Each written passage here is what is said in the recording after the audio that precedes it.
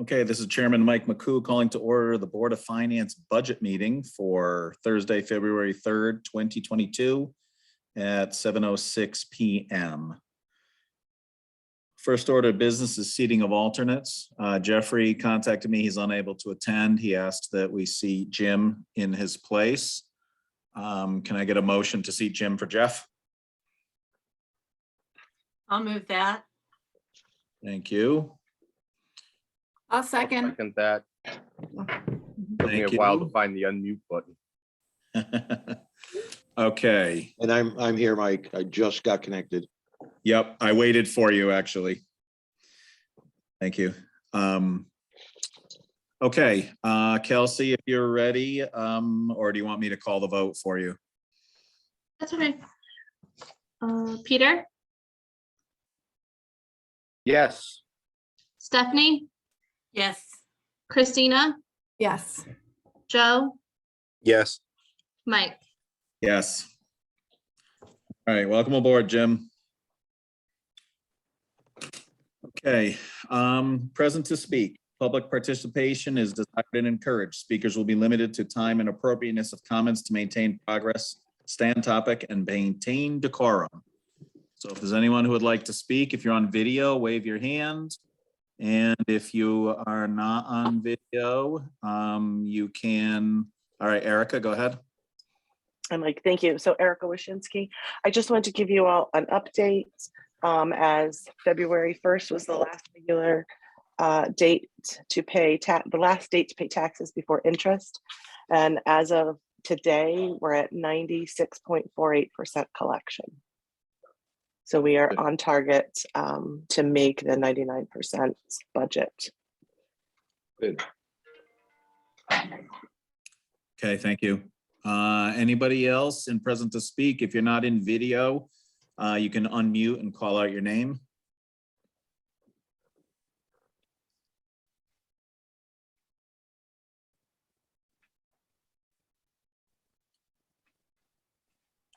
Okay.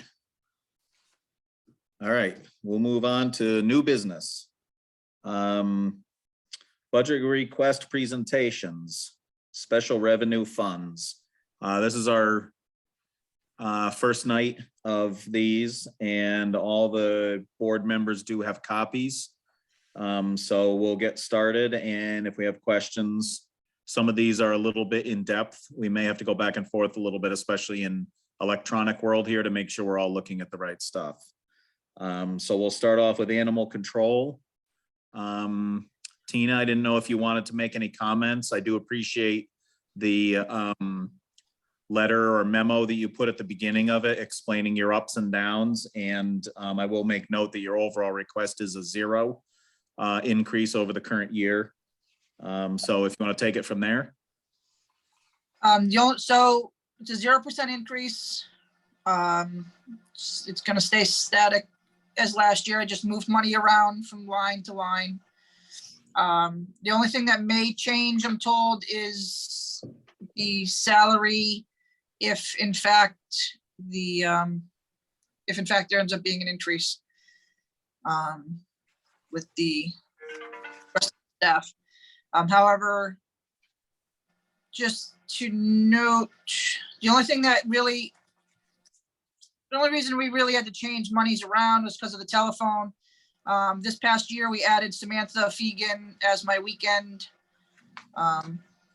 animal control officer, and we had to purchase her a cell phone because we cannot use a personal cell phone for work business. So to make that cell phone work, I just kind of grabbed some money from other places. Otherwise, it's been the same. And anything that's going to say state of Connecticut, that balances itself out with the revenue that comes in. And the state of Connecticut fees, it's kind of confusing, but that includes the license fees that the town clerk sells, the license surcharges, and any pound vouchers for animals adopted from us. The state gets most of that money back. But otherwise, if anybody has any questions, I'd be happy to answer them. All right, board members, any questions for Tina? Yeah, I had a couple. Go ahead, Steph. Yeah, I wonder if you could give an example of donations expense. I just wasn't really sure how you spend that line, and I wondered if the vet fees are paid for by that, or So the donations expenses is, I'm not sure why, I mean, it's in there because it's expenses, but that pretty much runs off of whatever we happen to get for the year. So we put $1,000 because we generally get that in our budget. However, what that is spent for is anything that's not a euthanasia or other thing that isn't going to promote the adoption of a pet or to help an animal that's injured that maybe doesn't have an owner to pay it back. We just had one recently, that was an injured pet we had to spend money on. We do take that out of donations. But of course, we're not going to spend that on things that are like an aggressive animal that we have to euthanize or something like that. That would be, that's the town's response. Right. Which is why we decreased that veterinary line back a couple $100. Because we just haven't been spending, thankfully, knock on wood. I don't want to say it. well, so do you have to give on license fees? Do you have to give the state back half of it? Yes. So if it shows that on the revenue, and then I think it's something like 3,700 when you have the cost of returning fees up above, right? Yeah, state of Connecticut fees. And then down below you have that you take in 4,000 or you expect to, is that right? So she tends to take in, it looks like she's been taking in about $3,500 a year, but that can fluctuate. So the state gets half of that back. The state of Connecticut fees includes several different things. That includes like the license surcharges and the vouchers. For whatever reason, they ended up clumping all that together. It used to be separate, but. Well, the math works then, yeah. So the state gets, the surcharges, the state gets 100% back. I'm not really in control of the licenses at all. That's the town clerk that deals with that. Just happens to come out of my budget. And in the voucher program, if they're $50 a voucher, so figure if I place 4 animals a year. And Yeah. the state gets all of that. Whoopee. Well, Yeah. thanks for explaining that. Thanks for the schooling. Any other board members, questions about the animal control budget?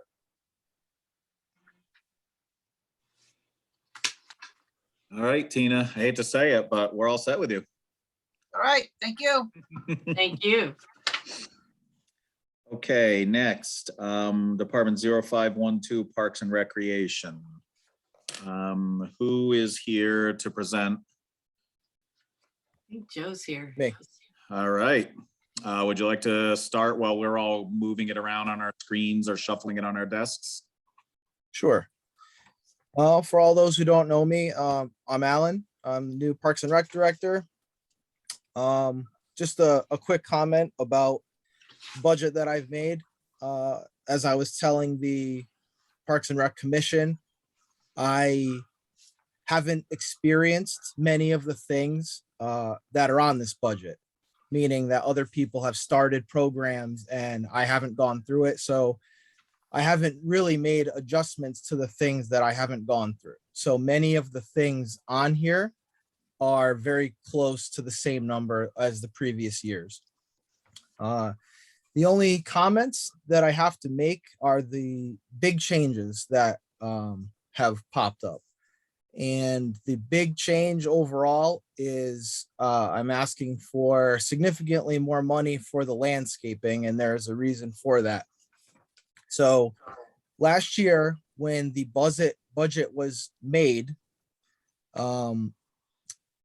essentially the same numbers were carried over from the previous year to the new year. So they were looking at the old landscaping contract and they requested the same amount of money. However, the bid was came in and was accepted after the budget was done. So the bid ended up being more money in certain areas, specifically mowing the field at the TOB, mowing the fields at the schools, and mowing at River Road Athletic Complex. So I have a number of things to look at if you're interested. One of them is the actual bid from David Roy. And you can see exactly how the numbers were, mapped out and how much he's charging. But that's not really what we want to look at. What we really want to look at is this sheet. I don't know if anyone can see this on here. It's an Excel sheet, and it's the breakdown of who is responsible for mowing which section of town and how much money it costs to cover that. So if you look at the sheet, in the very first column where it says Parks and Recreation, Town Office Building Fields, if you add up all those numbers, we come to a total of $5,380. So that's how much money it costs. Yep, that's it. That's how much money it costs to take care of that field for the whole year. But the previous year's budget only requested, give me one second, $3,540. So that's a difference of $1,840. So that there's just not enough money to cover the cost of that particular line item because it wasn't requested for at the last budget. So this is also the case for the field contract for the school. So if you look at the column that says BOE, that's essentially all the fields that at the schools that we have to pay for. And that's another increase from the previous budget was requested $7,260 and it's gone up to $8,740. So that's an increase of $1,480 to cover the cost of that. And some people are probably wondering if it's under the column of BOE, why is Parks and Recreation asking for that money? Well, the answer is because Parks and Recreation actually pays for it. Even though it's listed in that column, Parks and Rec takes care of the fields at the schools. River Road, this one has the smallest increase, and it is a difference of $280. So the previous year it cost $5,180. And really, in order to cover the cost of it for this year is $5,460. So those are the biggest changes to the budget that I'm requesting, and it's simply asking for enough money to cover the cost of the landscaping. And the other large expense that was unforeseen was the electricity bill at the RRAC. So for years, $900 was the requested amount for electricity to cover the cost of electricity for the year at River Road. But then the new lights were installed at the basketball court and the volleyball court. And what ended up happening was the cost essentially more than doubled. So if you look at this, yep, right here, this screen here, the first two bars of numbers there, that shows the total amount of money that was spent on the electricity for 1 year, and then we move on to the next year, And then, it's roughly the same. It looks like it's 785, and then the next year was 818. And excuse me, I'm just trying to find something. Can't seem to find it, but we've gone halfway through this year, and the total amount that we've already spent on electricity is around $1,000. So, it's gonna cost significantly more to keep River Road lighted now, and that's the reason why I essentially doubled the cost of the electricity at River Road. Aside from those things, mostly everything else has stayed the same. The large reduction that we have is coming from summer camp wages. So as I'm sure you'll hear from Jenny when she goes, we are running summer camp together, and we've decided to make a number of changes, specifically the amount of paid workers that we're going to have there. So that cut down the cost by $14,000 from last year for the summer camp wages.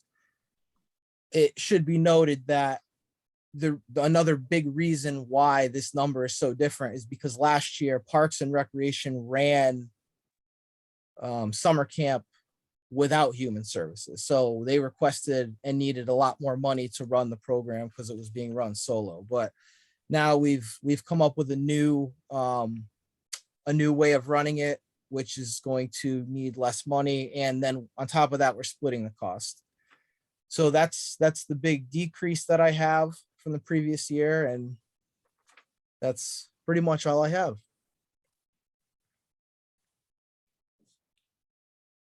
Okay, hang on just a second here. I'm changing screens.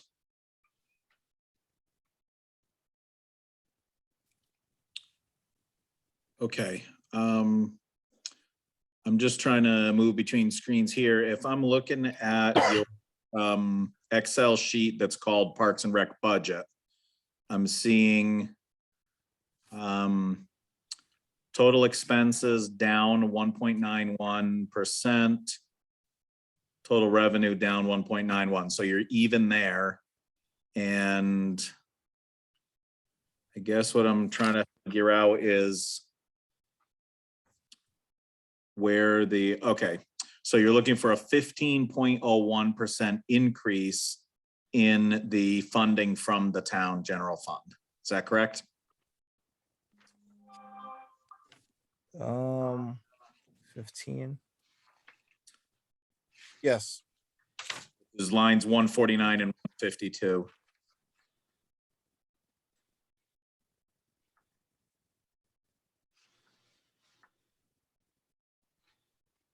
Okay. Where is that, Mike? Look at line 149 on the Excel spreadsheet that's called Parks and Rec, 202 Parks Rec budget. Okay, I printed it out. I don't have it. I Yeah. mean, I don't have line numbers. Yeah. Oh, okay. So hang on a second then. In that case, it is, if you scroll to the bottom of the revenue section, Mhm. 3 lines above the double line, you'll see transfer from GF. Carry, that's our line 149. Who can see that? Gotcha. And you'll see in column BC, it's 15.01%.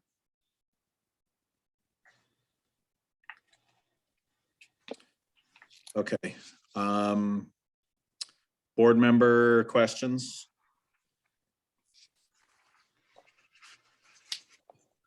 I had a couple. Go ahead.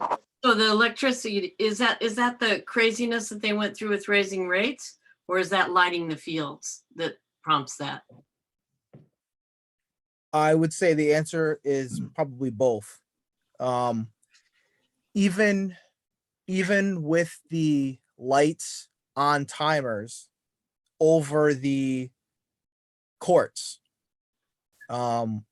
we were still seeing, you know, hundreds of dollars increase per month. When previously the lights had, you know, really only been in the parking lot area. So just I turned the electricity off to those lights over the courts in November and late November. And I mean, you can even with just the parking lot lights, we're still going to have, you know, a $70 bill. And then, you know, they're going to have to come back on at some point in a few months. So the raising their rates definitely didn't help. I can tell you that. Okay.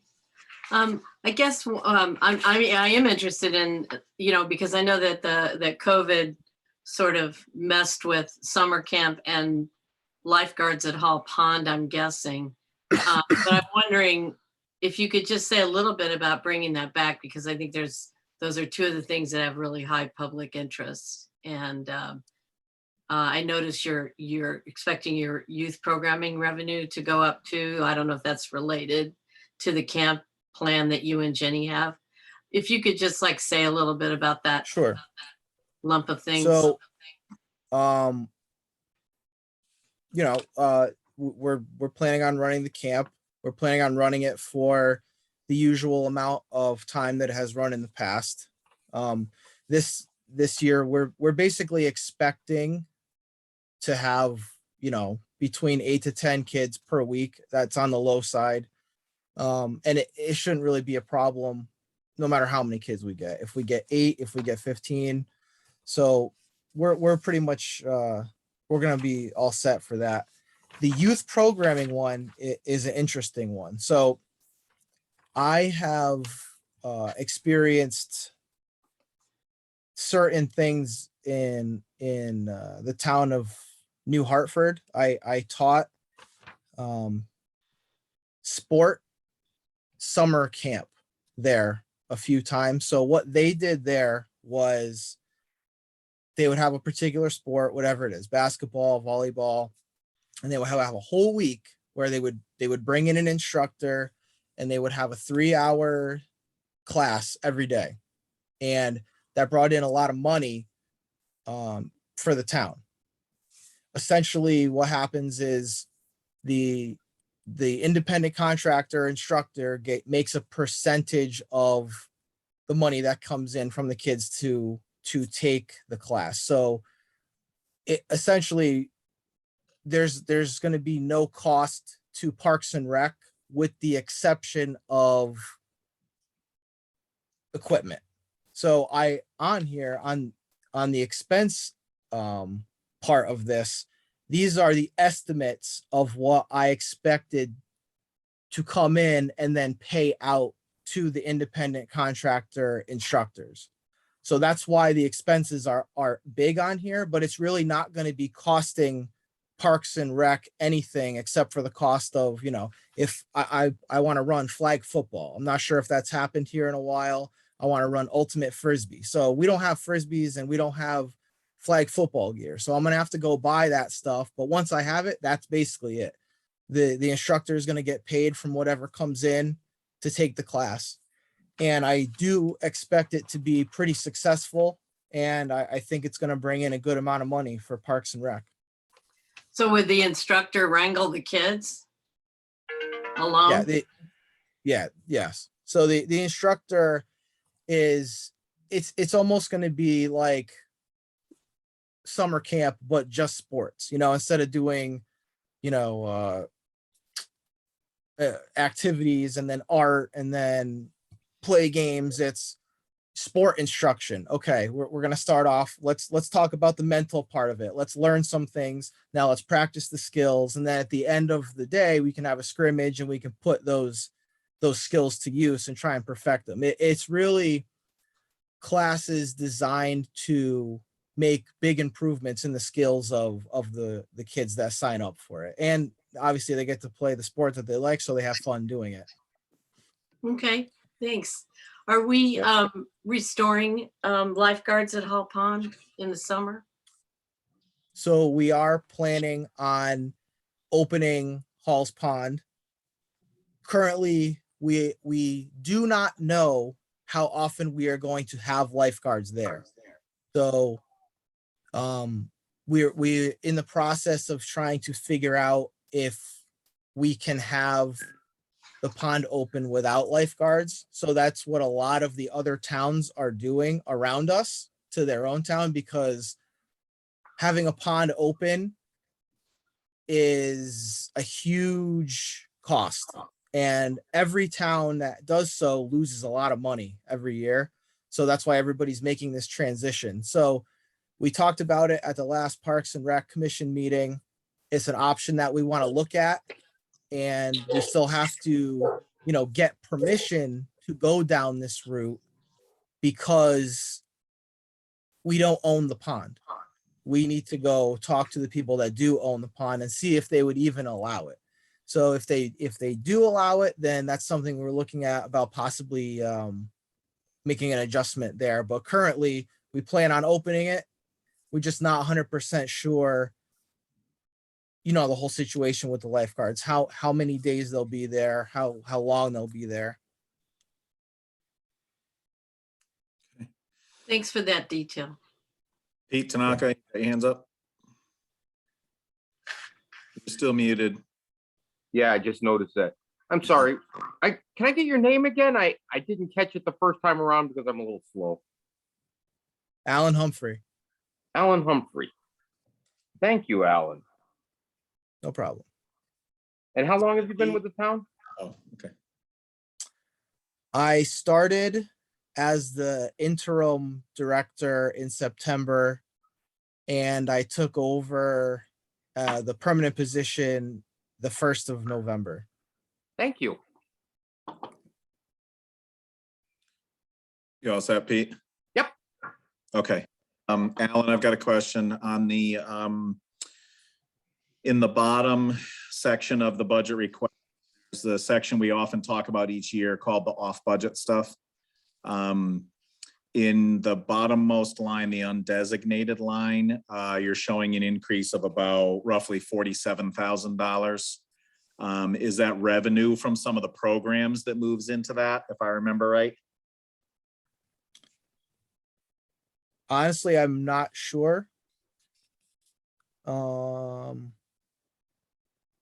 was the line again? I don't remember the line number. I'm changing screens. Stand by. It is line 161 undesignated for Park and Rec.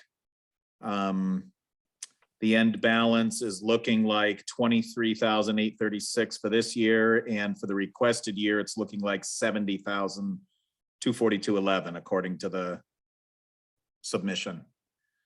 Okay. I see that number, and I'm honestly not sure what that number is from. Okay. If we don't hear it from someone else tonight, is that something you could check into and you could email it back to me later or to Donna, and I'll get it to the board? Sure. I know we do discuss each year how revenue comes in and the value, what that revenue is needed for during the year for other things. But we always have to look at those balances when you're looking for an increase in the operating budget. What are all our sources of revenue? And it's not that we want to wipe out that account at all. We just need to understand all the money. Other board members? I have a question. About something we talked about a second ago. Youth programming. Will there be any additional costs to staff, ambulance services or medical staff? No, I don't have any anticipation of doing that. I do want all of the instructors to go through a background check, be CPR certified, all sorts of things like that, so they'd be able to handle, most situations. If something were to arise, obviously there are things that you can't foresee happening, but Sure. That's my plan for that. And in your past doing this in another town, parents obviously sign a waiver providing their own insurance, town wouldn't be liable if, you know, God forbid, little Timmy falls over and breaks his leg.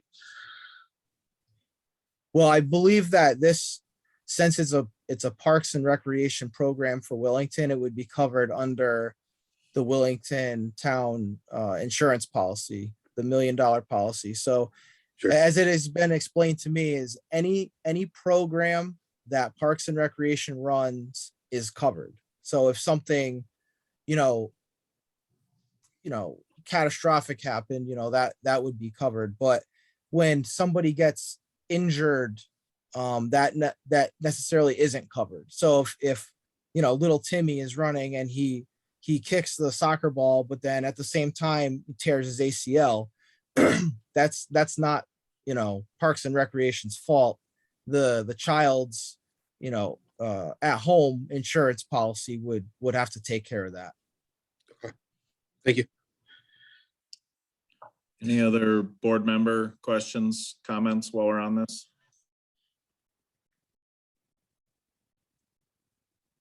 Okay, Alan, I think that takes care of it for now. If you could just feedback that information when you have a chance. And if we come up with any other questions in the meantime, board members will get them to me and I'll make sure they get emailed to you. Sounds good. Then because you're new here, just so you know how it works, over these next few meetings, we mostly are doing this process, reviewing requests, learning from different departments what they need. And then later on, you'll see in our budget schedule meetings that are called, budget discussion and appropriations. And that's where we may come back and make a decision about what the department gets funded. Sometimes it's a cut, sometimes it's an increase, sometimes my phone rings with a useless phone call, I'm sorry. Anyway, that's the overview. Okay. Could I ask a postscript thing? I just wondered, Alan, do you have anything on the table for ARPA money, the rescue money for your department?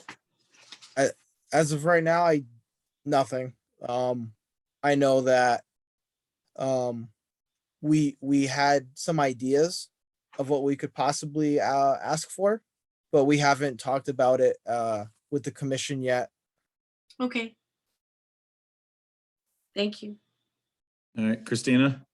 I can just let you know that in the CIP plan, you Parks and Recs did ask for money to put the cover over the and that's in year one, and that is now going to be requested of the ARPA commission to that and some other year one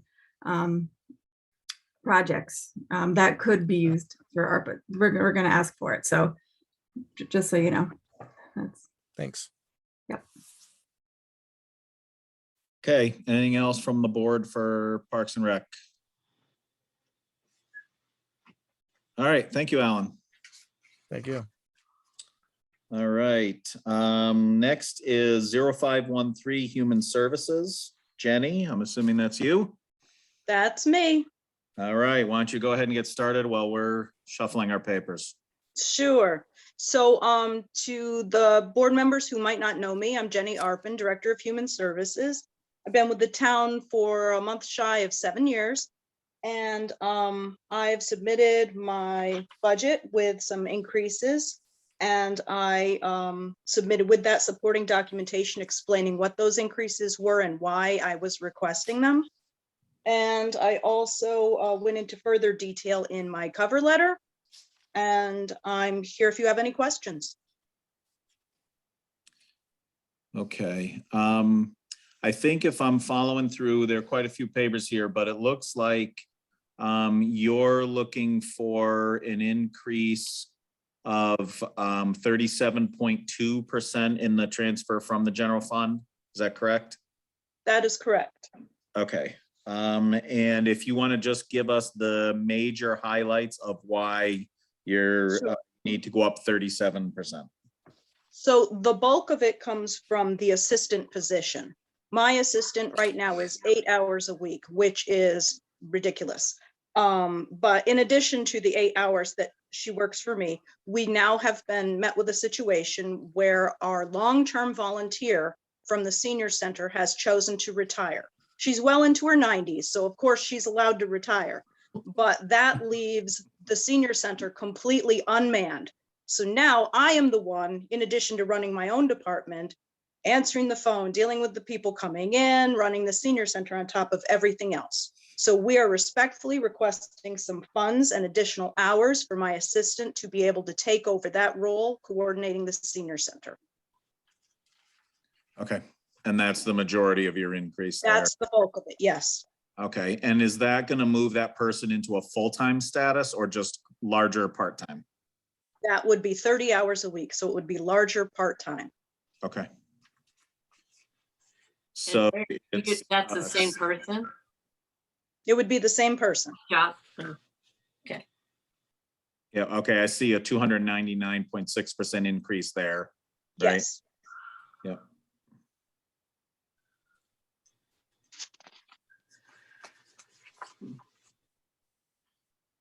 Okay, that's a 17,544 increase. The rest of your increase is about $2,400, and that's spread throughout your budget.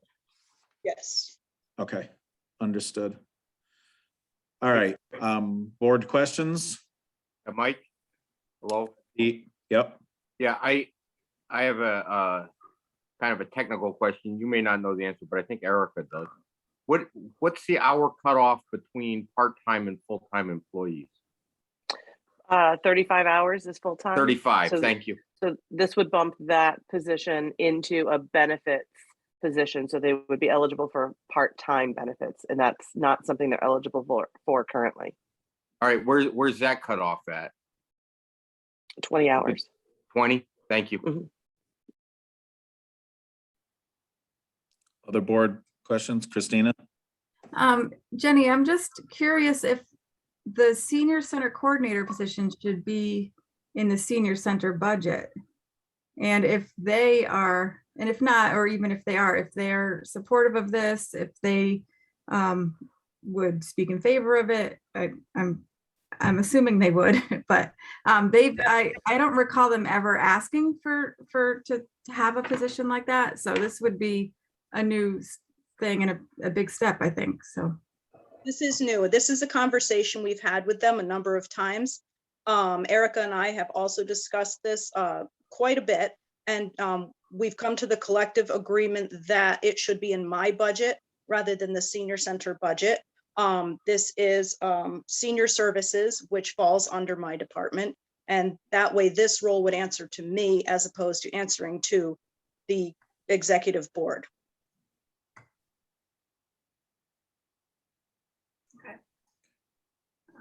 All right, thanks. Yep. If I may, yeah, the Yep. seniors actually have come to us on several occasions. So this was driven, the conversation was driven by them and their need, and they're recognizing that it's unusual that they have had a long-term volunteer to be there so many hours a week, and that, you know, they currently just don't see someone who wants to volunteer 30 hours a week in a job. There's a lot that goes on there.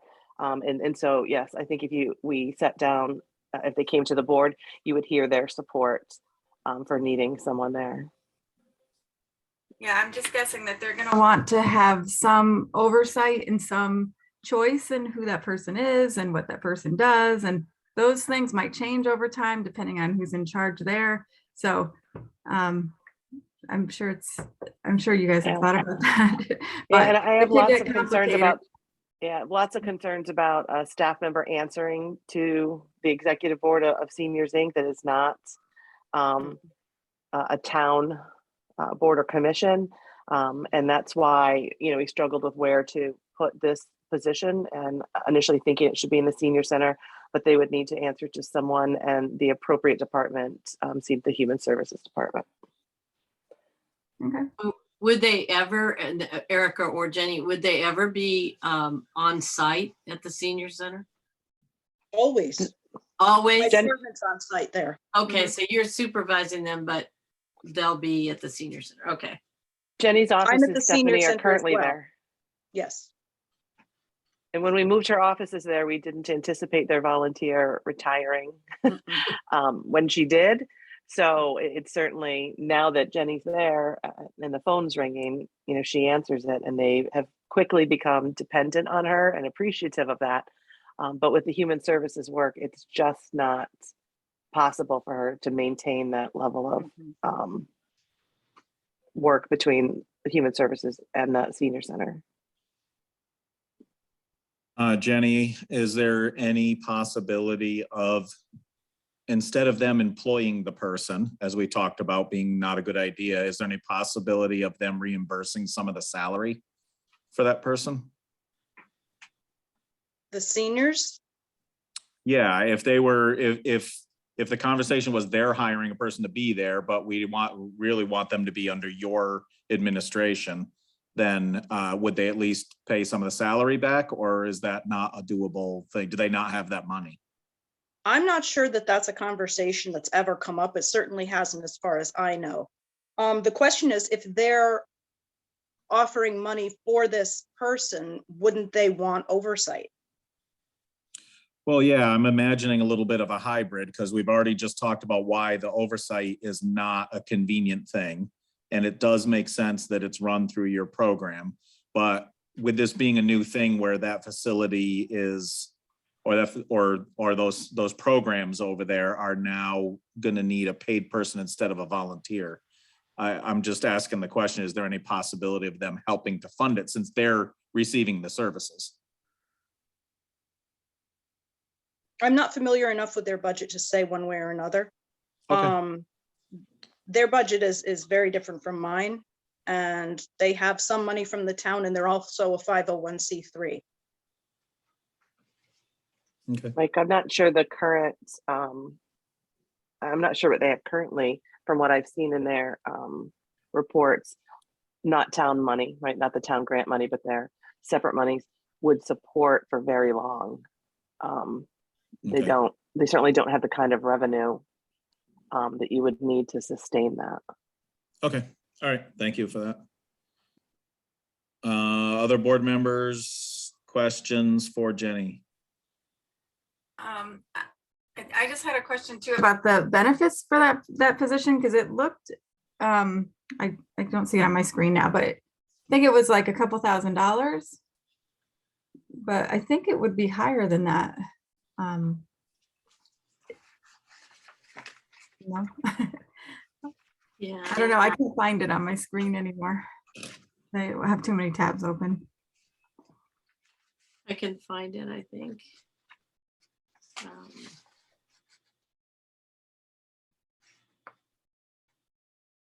Let's see. So there's a 41% increase in payroll benefits. That's what I'm seeing, yes. Yep. So that's probably the extra, that's the $1,648 is maybe the extra part-time benefit. That would be what I understand. But it would be a lot more than that, wouldn't it? Well, what are the part-time benefits? The part, that's payroll tax, Mike, on the salary. Oh, It's Social Security and Medicare. The insurance is in the insurance line items in the selectmen's budget. oh, that's right. And the rule of thumb is, it's like 20,000 a person if they take it off. They don't necessarily, they wouldn't necessarily take it off, but that's what, when we use the insurance placeholders, that's sort of the number we use. But that's a full-time, that's a full-time, right? Is part-time close to that same? It's, Donna can tell you exactly what it is. It's not half. It's more than half. Yes, Especially- Christina's right. It's more than half. Okay. Especially for 35 hours, right? Or 30 hours, I mean. Well, it's either no benefits, part-time benefits, or full-time benefits. Okay. It doesn't scale. It's A, B, or C. So that on that position, it's 17,544 for the additional hours, 1342 1,342 for the Social Security and Medicare tax. Is that right? So it's not really a benefit per se. And then where that would go on that new form for new spending is up under the pay amount. And that is Right. where it says part-time insurance placeholder to capture the full cost of upgrading a position to this degree.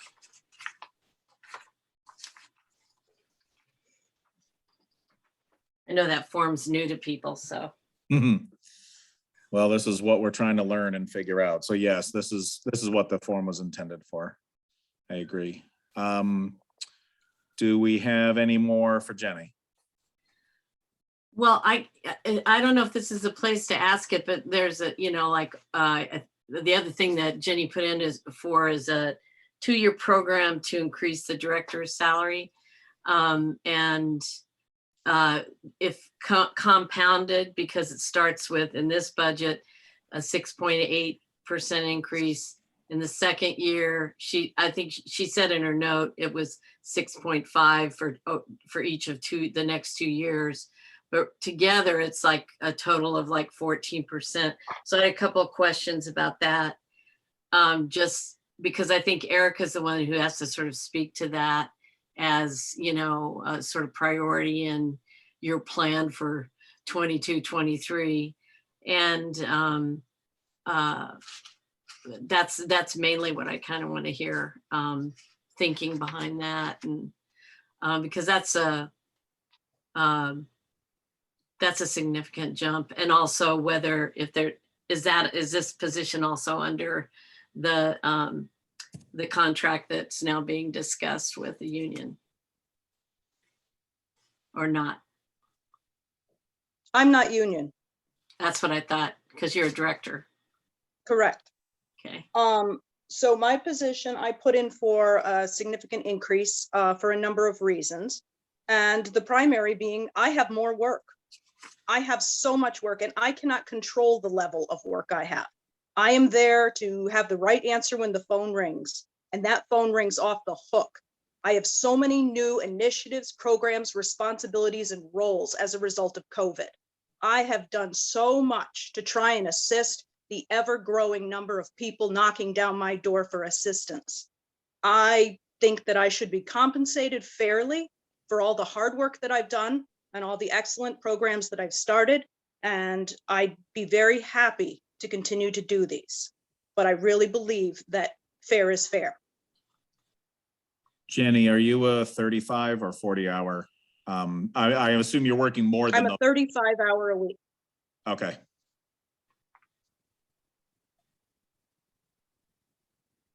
As I mentioned in my letter, I have had approximately a 32% increase in the number of clients.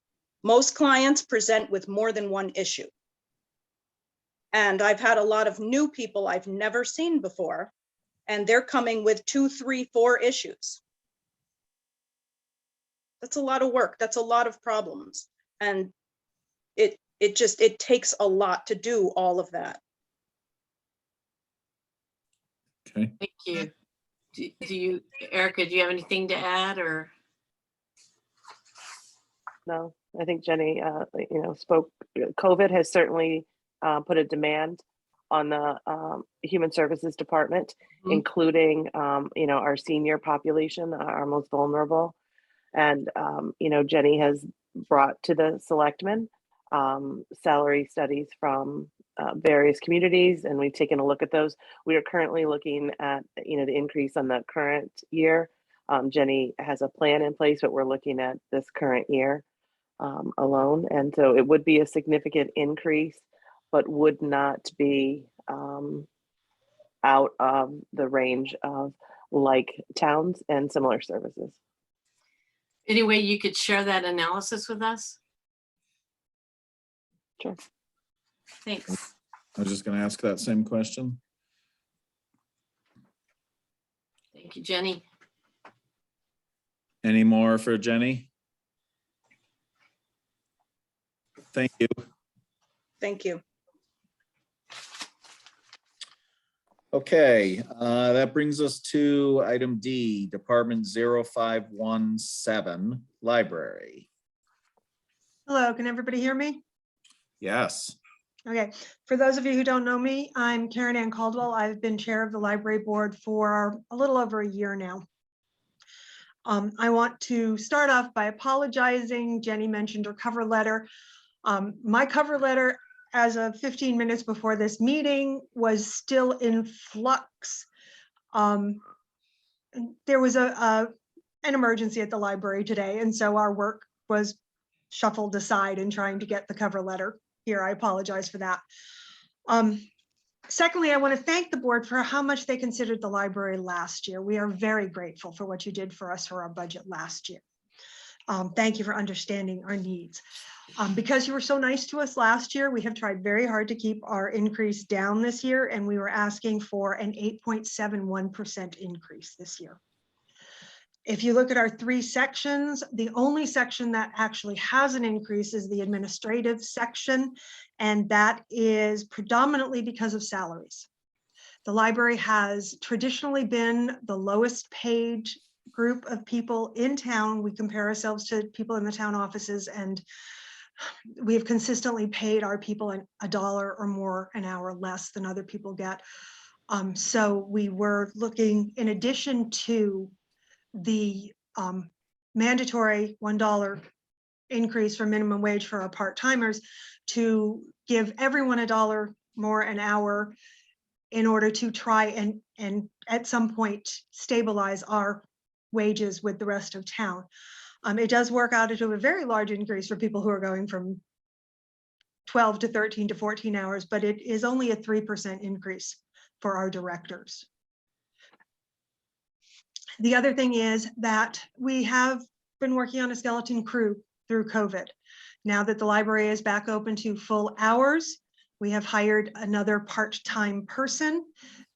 We cannot cover the library with the skeleton crew that we had, and the number of people that we have employed now is still less than the number of people we had pre-COVID with the last director.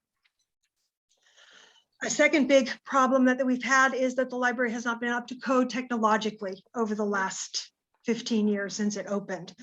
Many of the upgrades we did pay out of this year's budget, but there are still some things that we will need money for next year. There is no firewall at the library. We need an installation of a firewall, and that will include monthly payments. Karen Ann, sorry, I just want to interrupt you for a second. I apologize. It's okay. For board members who are looking at the budget, I was having trouble navigating. What I discovered is there's a whole bunch of other town department budgets in the first 17 pages. Mm-hmm. So if you're looking at revised library budget, go right to page 18. And then you will be seeing what Karen Ann is talking about. Yes, when I got sent this, I'm like, where is the library? Where's the library? Where is Yes, the so, library? all right, I'm sorry to derail you there. I just wanted to get the board members to the right page. No, that's perfectly fine, Mike. I don't have a problem. So as I was saying, we have no firewall. So we need to get a firewall installed, and that will include a monthly fee to keep it up. FCC requires us to institute the E-rate program. This is another security issue to prevent young people getting access to things they should not be getting access to. We also have monthly fees for, in addition to the firewall and E-rate, Librarica, management software, the Pharaonics Deep Freeze, another security issue.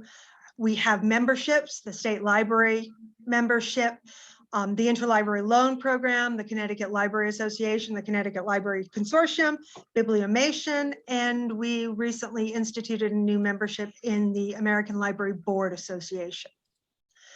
So these are mandatory fees. We cannot reduce them, but we did manage in that section to decrease some of the amounts. Some of the other places we tried to decrease to keep the budget down was trash removal. We no longer asked anyone to come pick up our trash. The directors are taking it to the dump themselves. We eliminated an external custodial service, which we had major problems with, and are now paying for an in-house custodian. That's saving us about $1,500 a year. And we did get a very nice donation this year to pay strictly for technology. So we have used that for some of these technology updates. But this is only a temporary reprieve. The donation is not going to last forever. So we're doing what we can with the donation, but technology will probably go back up again in the next few years as the donation is used up. One possible concern of the budget is Eversource's prices going up, propane going up.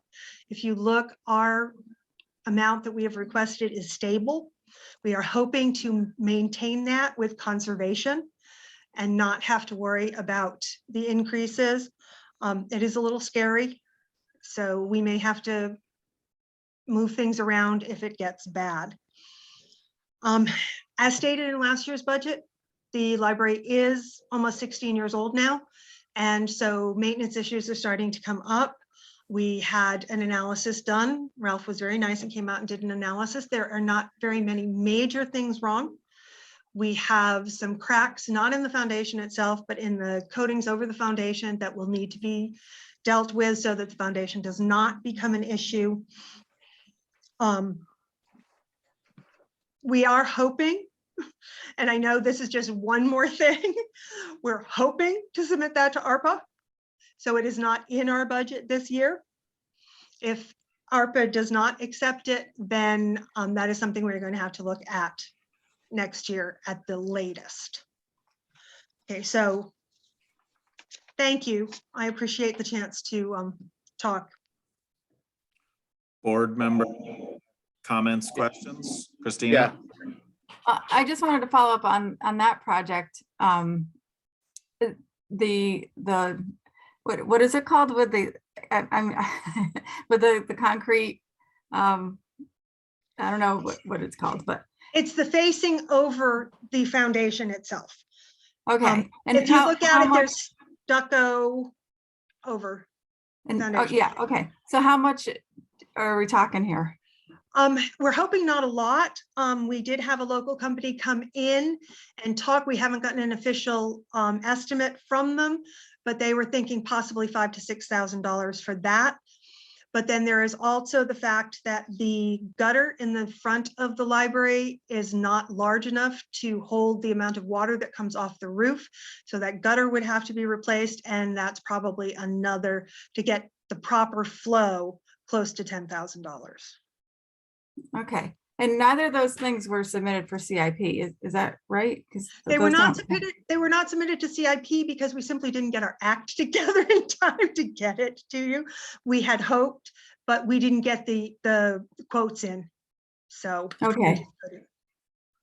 Yeah, just so you know, like the things that were in year one for CIP that we've already made a decision to ask for ARPA for those things. So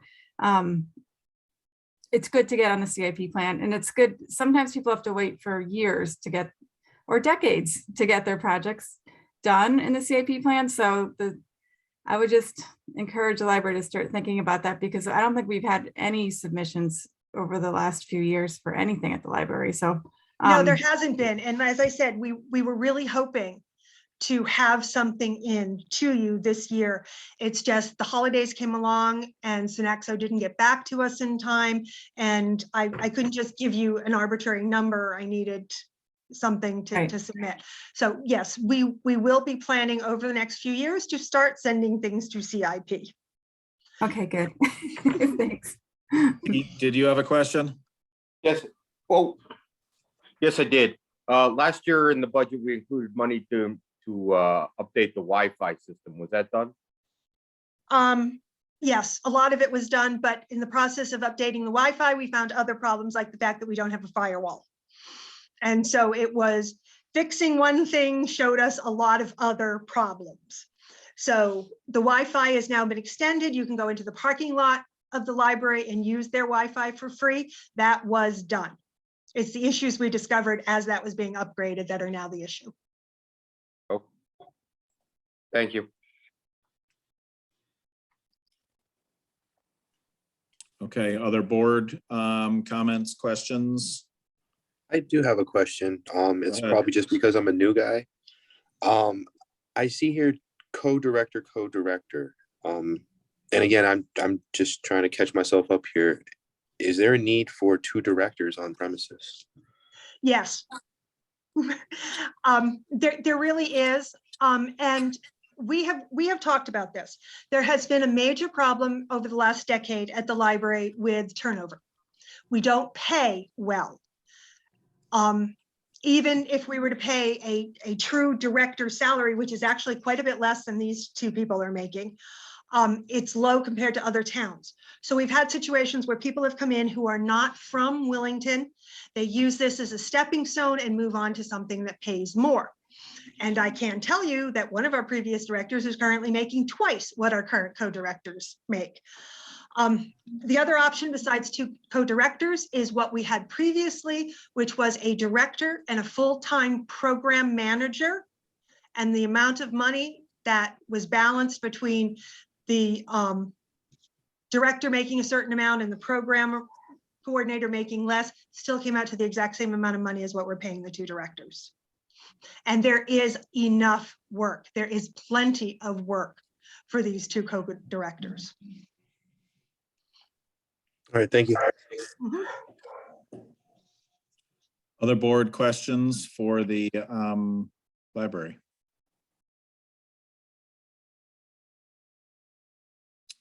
All right, Karen Ann, you heard my little speech before. The next few meetings will be receiving requests and doing these question and answers. And then so you don't really need to be worrying about those meetings. But when we get to the point of appropriations and decisions, if you feel there's a time you want to be attending a meeting, those are probably the more important ones. And if board members come up with any questions in between, we'll email them to you. Pete Tanaka? Yeah, I was just gonna ask if we could get that cover letter, which we haven't gotten yet, forward to us, and then just the page for the budget cut out. So along with that, I unfortunately I was currently using a device that couldn't bring it up, so I wasn't able to look at it. But if we could get that forwarded to us, that would be great. I will definitely do that. As I said, the cover letter got its last rewrite literally 15 minutes before the meeting. I will definitely send that to you, and we will edit the budget so you're only seeing the library pages. Thank you very much. No problem. Christina? I was just looking at it still when Pete was asking his question, and I came up with another question, which is about the health insurance line, which shows $500. So are both co-directors eligible for the health insurance now? And they are both eligible. Neither one of them has it right now. One of our directors, actually both of our directors for the past several years have been under their husband's insurance, so it wasn't a concern. One of our directors is still under her husband's insurance. The other one is no longer, and we would have liked to have put insurance in, but that would have added another $12,000, $15,000 to our budget. And we put in a $500 basically placeholder. We would like to get one of our directors' insurance, but we don't know if we can find the money. okay. So at least with the town, and Donna, you can correct me if I'm wrong, which for every employee, it doesn't matter if they take it or not. We try to at least plan for if there is any staff change or any change in the middle of the year, because if there is, and that person does decide to take it, then you're not going to have the money. And so a $500 placeholder isn't going to cut it in that situation. You'd probably have to come to the Board of Finance at that point. And that's why we don't want that to happen. I think it's better to put some more money in just in case. However, sorry, would Donna know how much we should put in? I can give you I can give you a budget number for 2-person coverage or family coverage for the year. Thank you. And we will most certainly, if you would like, put it back in there. We debated this in our budget meetings. whether we should leave it in or take it out or what we should do with it. It would be nice to have it because one of our directors could use it. Well, and if you don't have it in, it encourages a discriminatory Hiring practice. practice, right? Because you're looking for someone who's not going to take it. That's Mhm. not, you can't do that. Yeah, no, actually, yeah. our two current co-directors simply said they didn't need it at the time we hired them. The previous directors had used it. Mhm. So it was no longer part of our budget because of the fact that when we hired these two, both of them said, no, we're on our husband's insurance. We do not need it. Right. And they're full-time, so they're eligible. Yes, they're both 35 hours a week. Okay. Could I ask you something about a small line, but a high interest public wise? So we started out like, so 2 years ago, and I don't know if it's increased over the years or what its trending is, the books line, the books acquisition line. I know that the previous director, there was a freeze on it. So that of course messed with the actual spending that year in the books line. And we haven't really, you guys haven't requested that be restored or that it even grow. And I'm just thinking, especially in a pandemic, has that been something that you've discussed? Is there a plan for that? Or Yes, is it is definitely something we have discussed in our budget meetings. It had been $15,000 requested every budget for the last half dozen years. Yeah. We debated whether or not this was something we could reduce or if we should leave it there. But when we looked at how much was spent last year, the request that we put in for the $12,318 is what was spent last year on books. I saw that, yeah. That's why it's such an odd number. It's not an even 10,000 or 15,000. We put in exactly what was spent last year. And since the library has reopened, we have gotten a lot of requests. People are saying, I haven't been able to read during the pandemic. Can you get me this book? So there's been a lot of purchases that were direct requests from patrons. Thank you. Questions?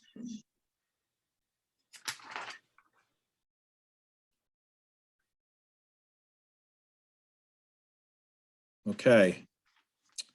All right, Karen Ann, I think we're all set. Thank you very much. Thank you. All right. That's the end of the budget presentations for tonight. Correspondence, every member has everything that I have.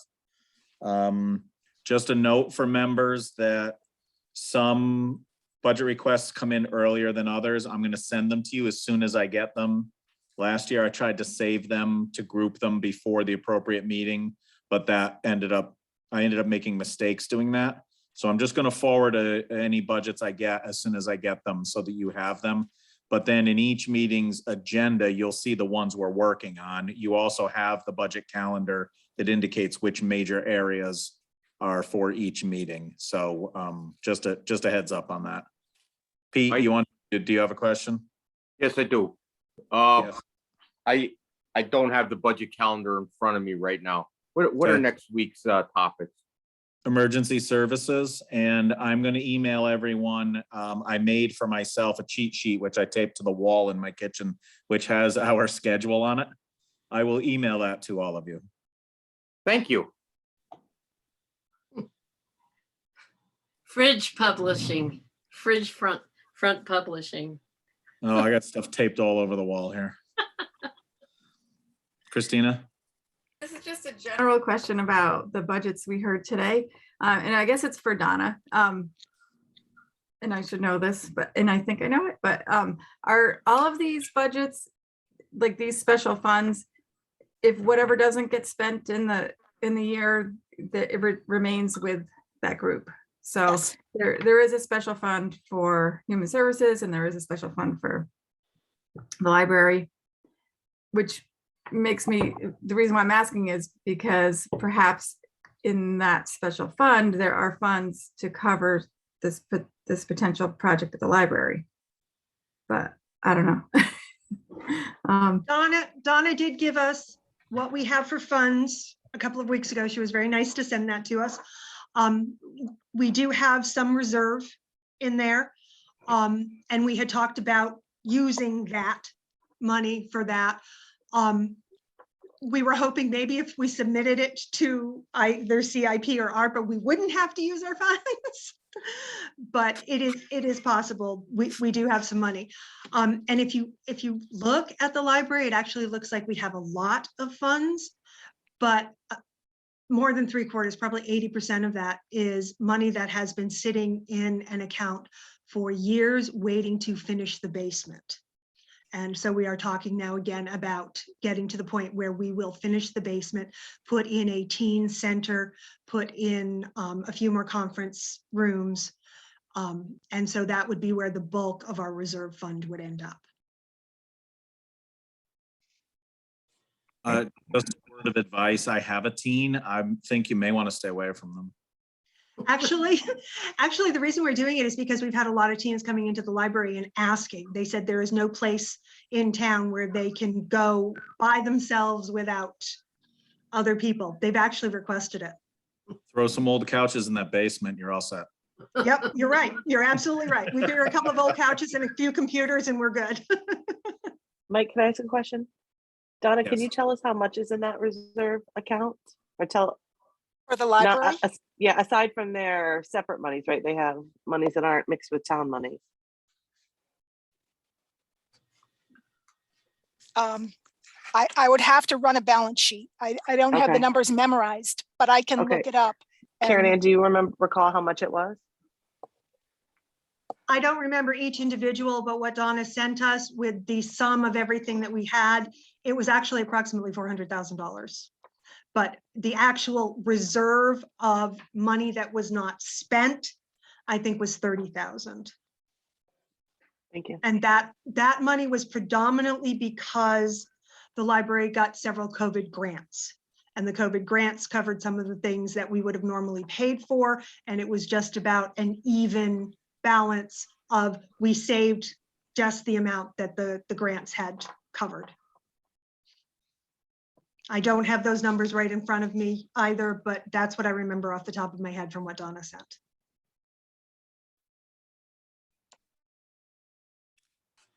Okay. So back to correspondence. Yes, you have everything I have. I believe I have more budgets coming. I've been promised I have more budgets coming in tonight or tomorrow. I'll get them out right away. So we're back to present to speak. Anyone who is present to speak, if you're in video, wave your hand. If you are not in video, unmute and call out your name.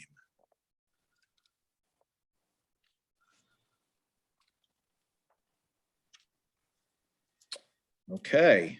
Good and welfare. Everyone watch out for slippery slopes tomorrow, even on level ground. And thank you all, especially the presenters tonight. And we'll see you next week.